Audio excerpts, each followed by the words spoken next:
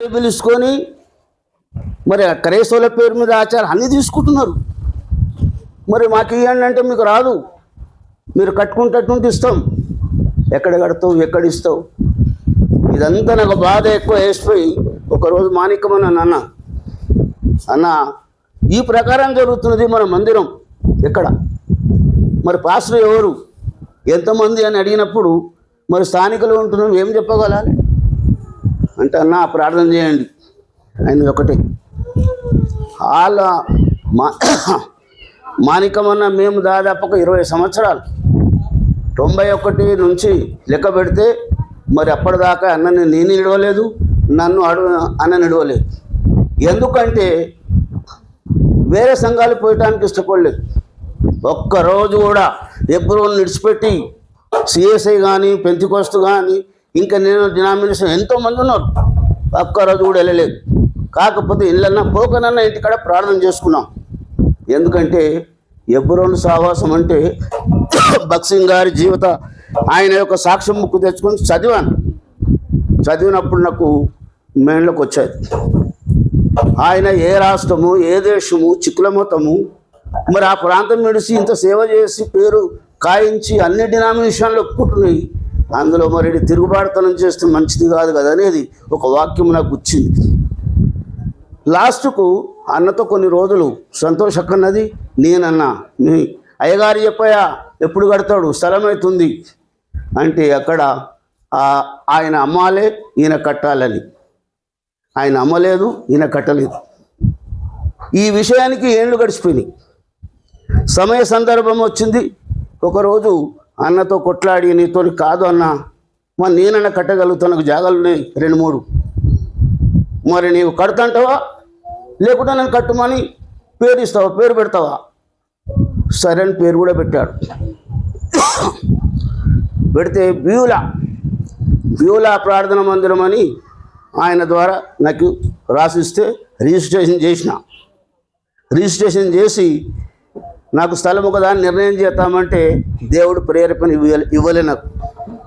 చూడు ఎందుకు దేవుని యొక్క ఏర్పాట్లే నేను కడతా నేను అనుకున్నా, కానీ దేవుడు కార్యం జరగనీయలేదు.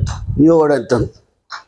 సరే ఉన్నది ఇప్పుడు అది కూడా చూపించాను అందరికీ, నాకు కాలేదు. ఇక అయినా మరి ఇడిచిపోలేదు. ఇక సమయం సందర్భం వచ్చింది, మరి కడతావా లేదా అని వాదన పెట్టుకున్నప్పుడు సంతోషంగా వెళ్ళిపోయింది దేవుని సన్నిధిలో. తర్వాత ఎప్పుడు కన్నా ఒక మాట చెప్పుదాం, మరి వాళ్ళన్న కట్టిస్తారా మరి ఏం సంగతి అని అన్నని ఎక్కువ అడిగినప్పుడు అప్పుడు ఆయన కదిలి ఎబ్రోన్కి వెళ్ళి తిమోతన్న కూరేనంకులు ఉన్నాడు, అయ్యా మా పరిస్థితి గిట్లున్నది, మరి ఎట్లా మీరు ఏమంటారు? ఇళ్ళ పోటీ తిరుగుతూ ఉన్నాం 10 ఏళ్ళ కొలే. కొన్ని రోజులు మా ఇంట్లో, కొన్ని రోజులు పాతిళ్ళు ఉండేవాళ్ళది ముస్లింల దాంట్లో, ఎంఆర్ఓ ముందట ఆడ, లేకుంటే ఇంకా కొనుక్కున్న ఇంట్లో చేపలు మోసుకొని పిల్లలు తీసుకొని ఈ పొయ్యి వస్తుంటుంటే అందరూ ఏమనాలి, యాడికి పోయారు, ఎక్కడ పోయారు, ఇక్కడ కొనకు మేము, అక్కడ గుట్ట కింద వాళ్ళు. ఈ విధంగా చేసుకుంటూ వచ్చి లాస్ట్కు ఎబ్రోన్కి వెళ్ళాం. వాళ్ళు ఏమన్నారు, మా దగ్గర ₹1 లేదు, మేము ప్రేయర్ చేస్తాం, సహకరిస్తాం అంతే, ఏదైనా అవసరం ఉంటే, కానీ కట్టుకునే బాధ్యత మీదన్నావు. అంటే ఒకరోజు అని అడిగినా, మా దగ్గర డబ్బులు ఉన్నాయి కదన్నా అంటే, ఏమైతే అయ్యా సరే అన్నాడు. ఖచ్చితంగా వస్తున్నావా లేదా అని పట్టుకొని పోతే వాళ్ళేమన్నారు, ఏ రోజు రమ్మంటే ఆ రోజు వాళ్ళిద్దరు వచ్చారు, తిమోతన్న కూరేనంకులు ఇద్దరు వచ్చేసారు. వచ్చిన తర్వాత స్థలంలో మరి ప్రార్థన చేశారు. ప్రార్థన చేసి మీరు ప్రారంభించండి చేయండి అనే వరకు అప్పుడు మరి ఈ జానన్న దగ్గర ఉన్నటువంటి విశ్వాసులు మరి అందరు కలిసి మా దగ్గరికి వచ్చారు. ఇక వాళ్ళు మేము చేసి మళ్ళీ ఎబ్రోన్ వాళ్ళు ఏమన్నారంటే మీరందరు కలిసి చేసుకోండి అంటే, సరే అన్న. ఈ ఉడుకుదుడుకులో వచ్చినటువంటి మాటలన్నీ కూరేనంకులకు తిమోతి చెప్పినాడు, నేను అప్పట్లేదు. ఇక అవన్నీ ఎందుకు కాబట్టి అన్న, తప్పిపోయిన కుమారుడు తండ్రి దగ్గరికి వచ్చిండు, మీరు కలిసి చేసుకున్నారని తిమోతన్న గారు చెప్పారు. సరే అప్పుడు వద్దన్నారు, మరి ఇప్పుడు కలుసుకోమంటున్నారు ఇట్లా అని కూరేనంకుల్ని అడిగితే, తప్పిపోయిన కుమారుడు తండ్రి దగ్గరికి వచ్చిండు, మరి క్షమించిందా లేదా అనే వరకు సరైనగా నేను నోరెత్తలేదు. ఫిబ్రవరిలోనే జరిగింది ఇది పరిస్థితి. ఈ మధ్యలో సాతానుడు దూరిండు. మేము అందరం కలిసి ప్రయత్నించే లోపు సాతానుడు ప్రవేశించి ఆగిపోయింది. ఆగిపోయినప్పుడు ఇక జరిగి ఏంది పరిస్థితి అనేది మనుషులమంతా తారుమారం అయిపోయినాం. ఎందుకంటే ఒకరు చేయాలి, ఒకరు వద్దు, అక్కడ ఇక్కడ ఇక్కడనే ఉండాలనుకు, లేదు అక్కడెందుకు ఇక్కడెందుకు అనేది ఉన్న డబ్బు అయిపోయింది. స్థలం మీద స్థలం ఉండే సమర్పించుకున్నారు మంచిగానే అందరు. ఆ సమయంలో సాతానుడు దూరి అక్కడ ఆపేసింది. మరి ఇప్పుడు ఎట్లా పరిస్థితి అనే వరకు ఈ గందరము 3 దారులైనవి, 3 వైపులు. ఒక రకంగా చూస్తే యథార్థంగా చెప్తున్నా, మాణికమన్న ఇక్కడనే ఉండాలి ఆయన ఉద్దేశం. లేదు ఇక్కడ గొడవ వస్తున్నది ఇంకో దగ్గర పెట్టాలని ఇంకో ఉద్దేశం. అంటే మా హిందూ శాస్త్ర ప్రకారం పెయి బాగా లేదు, చేతుల పైసా లేదు, రోగం వచ్చింది కానీ డబ్బులు లేవు, చేయాలన్నా కానీ డబ్బులు లేవు, ఉన్నాయి ఎక్కడ పోయింది. సరే అక్కడి నుంచి తారుమారైన మందరం. ఇక దాంట్లో సమస్యలు, ఎవరి తలంపులు, ఎవరెవరో ఆలోచనలు అవన్నీ తేడా వరకు సరే దీని గురించి ప్రార్థన చేసుకుంటున్నాం. హైదరాబాద్ కాంప్లెక్స్లో ఇక ఆయన కూడా అయ్యగారు బాగానే ఆగిండు సేటు. మేము చెప్పింది 1 సంవత్సరము ఏదో 6 నెలలు అన్నట్టుగా పెట్టుకున్నాము. కానీ ఇక పరిస్థితులు అంతా తారుమారైపోయినాయి. అనుకున్నది ఒక్కటి కూడా ముందుకు రాలే. పెద్దలుగా నిర్ణయించబడ్డాం. పెద్దలు నిర్ణయించారు. వాళ్ళు కూడా కలిసి చేసుకోమన్నారు. కానీ కలిసిపోవడం అంటే కష్టమైపోయింది. కాబట్టి లాస్ట్ ఒక రోజు స్థలం తీసుకుందామని అందరం అనుకొని 10,000 రూపాయలు నా దగ్గరనే, అప్పుడు ఒక ఇల్లు అమ్మినుంటే నా దగ్గర డబ్బులు వచ్చినాయి. అన్న ఒక 10,000 ఇవ్వమంటే ఆ జాగా ఎక్కువ ఒక జగాలో చూసి ఆ డబ్బులు ఇచ్చినాం. సరే దేవుని పని కదా అని ఇచ్చినాం. అది కూడా ఇక్కడ అక్కడ అని తిరగాలి.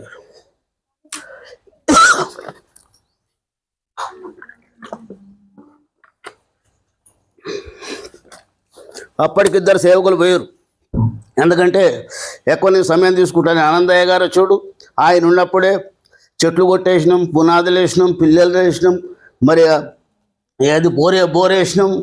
ఇక కొన్ని ఆయన వెళ్ళిపోయిన తర్వాత ఇమ్మానీల్ గారు వచ్చారు.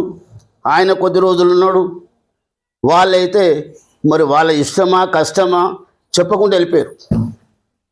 వాస్తవం ఇబ్బందిగా ఈ అయ్యగారిని ఎక్కడికి వెళ్ళి పంపించాడు దేవుడు. ఇమ్మానీల్ గారు వస్తున్నారంటే వాళ్ళు జర పెద్దగానే కనిపించారు. అయ్యగారు అయితే చిన్నగానే ఉన్నాడు. ఒక అమ్మాయిని చిన్నపిల్లని తీసుకుని వచ్చారు, పెద్ద ఆయన అనుకున్నాం. సరే అన్న వచ్చింది కదా అని ఇక ఈ ఆలోచనలన్నీ చూసే వరకు 10,000 రూపాయలు ఇచ్చేసి అక్కడి సడేవిని ఆ జాగా మేము కరెక్ట్ చేయలేదు. వాళ్ళు చెప్పిన టైం మేము పోలేము. మరి ఏదో రేటు మాట్లాడిన ప్రకారం వాళ్ళు ఇక్కడ అని ఆ డబ్బులు విడిచిపెట్టేశాం. విడిచిపెట్టిన తర్వాత నాకు జాగా అమ్ముడు పోయింది. నేను ఒకటే అక్కడి నుంచి వెళ్ళాలి ప్రభా అని నా తలంపు. ఏదో వచ్చిన దేవుడు నన్ను ఎక్కడికి పంపించేసిండు. ఇక్కడ జాగా ఉన్నది, కడుతున్నా. సడల్మన్ నాకు హార్ట్ ప్రాబ్లం వచ్చింది. హార్ట్ అంటే నాకు తెలియదు. 2 అంతస్తులు కింద 2 స్లాబ్లు అయినాయి, ఇంకా వర్క్ నడుస్తున్నది. ఆ రోజు పైసా కూడా నా దగ్గర ఏం లేవు. 10,000 నేను అక్కడ ఇచ్చిన దానికి ఆ రోజు కానుకలు 7,000 రూపాయలు ఆ వారంలో కానుకలు వచ్చినాయి.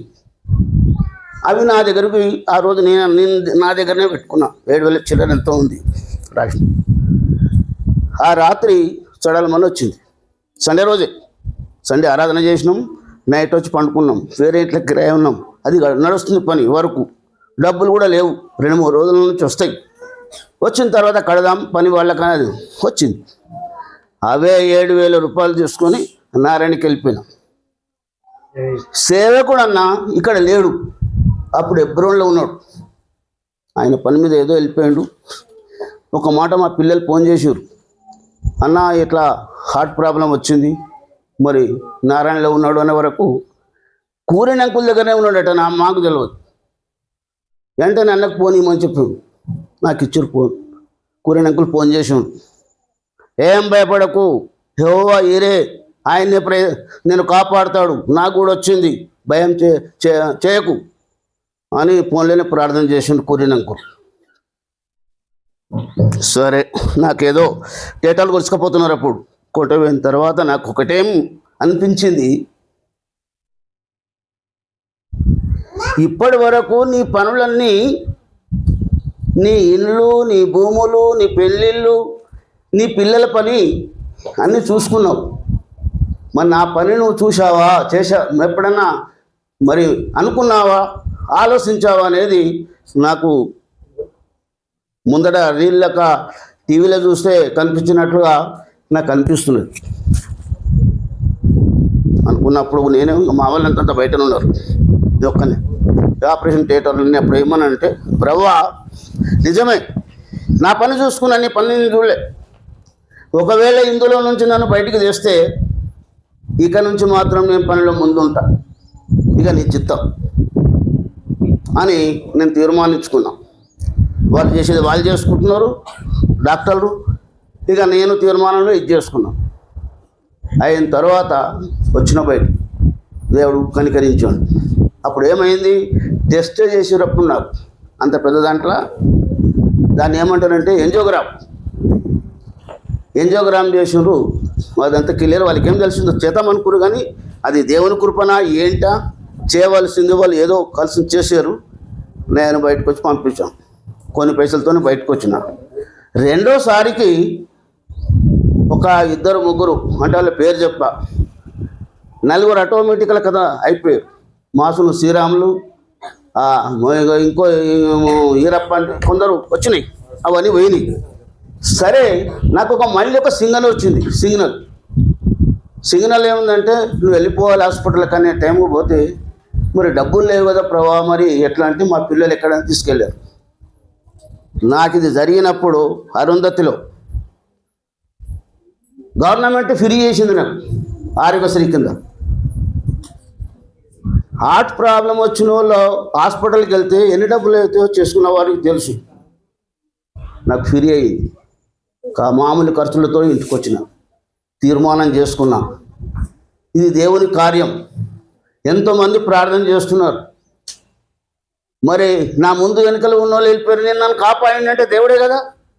ప్రభువా, ఏ పరిస్థితి వచ్చినా, ఏం జరిగినా నిజమే నీ పని అంతట్లో ఉంటానని తీర్మానం చేసుకొని ఉన్న షాపుని తీసేసుకున్నాయి. ఇప్పటిదాకా ఉంచుకొని పని చేసిన, ఏదో ఆయారాం గాయారాం అన్నట్టు వచ్చిన. ఎప్పుడైనా సమయానికి 10కో 11కో నా బిజినెస్ టైంను చూసి నా అవసరతను బట్టి అప్పుడప్పుడు అట్టట్లో వచ్చి బాధ్యత భారం తీసుకోకుండా ఏదో సమయం అనుకున్న ముందు కూర్చొని వెళ్ళిపోయిన వాడిని అనేది నా హృదయంలో తీర్మానం అయిపోయింది. దుకాణం తీసేస్తున్నా. పిల్లలు కూడా చెప్పారు, అది కూడా దేవుతాలే, నువ్వేం చేయకు, అవసరం ఉంటే మేము చూసుకుంటాం, షాప్ తీయకు, మాకు చెప్పకు వాళ్ళు చెప్పేసారు. అంటే దేవుని యొక్క ఏర్పాటు అన్నీ కలిసి వచ్చినాయి. ఇక నేను సంఘంలో అవకతవకలు ఎక్కడైనా జరుగుతున్నాయి, హైదరాబాద్లో తిరిగి చూసిన. ఇక ఈ యొక్క మన హెబ్రోను సాహసంలో పట్టింపు ఎట్లున్నది, మన సంఘాలు ఎక్కడ ఉన్నాయి, ఎట్లా జరుగుతున్నాయి, అందులో ఉన్న వాళ్ళు ఎలాంటి వాళ్ళు అనేది దృష్టి పెట్టి తెలుసుకున్నా. ఎక్స్పీరియన్స్ అనుభవం అడిగితే అన్నకు ఒకటే చెప్పిన, సంఘం అంతా తారుమారు ఉన్నది, ఆత్మలు సరిగా లేవు, ఒకరి ఆత్మ ఒకరికి కలుస్తలేదు అన్న. నర్సాపూర్లో మరి చేయదలుచుకుంటాను, ఎన్నోసారి వెళ్ళిపోతుంటే కాదన్న, ఇడికిద్దరు వెళ్ళారు, ఏం కాలేదు, నువ్వు వెళితే మేము ఏం చేయలేం, మరి ఎట్లా హెబ్రోను పోదాం. ఎన్నోసార్లు పోయినాం హెబ్రోనుకు. ఎన్నోసార్లు వెళితే పీటర్ చారి, కూరేన్ అంకుల్, తీమోతన్న కూడా ఉన్నప్పుడు, ఎందుకురా నీకు మంచి సంఘం చూపిస్తాం, వెళ్ళిపో. వాళ్ళ ఐక్యత లేదు, వాళ్ళు చేసుకోరు, వాళ్ళందరూ ఒకటి గారు. నీకు మంచి సంఘం ఇస్తాం వెళ్ళిపో. నాకు 800 సార్లు అన్నారు అన్న అది చిన్న సంఘం అన్న, అది చేయాలి మీరు కూడా తెలుసు. ఎందుకురా నీకు ఇది తిమోతన అంకుల్ అన్నాడు. అంటే నేనన్నా నువ్వు పోతే కాదని బట్టిగా జరిగింది. ఏం చేస్తే ఎక్కడ పోతావు, మీరు చెప్పేది ఉండి మీరు చెప్పండి. నేను విన్నది కన్నది చూసింది చెప్పకుండా దాచుకుంటానా?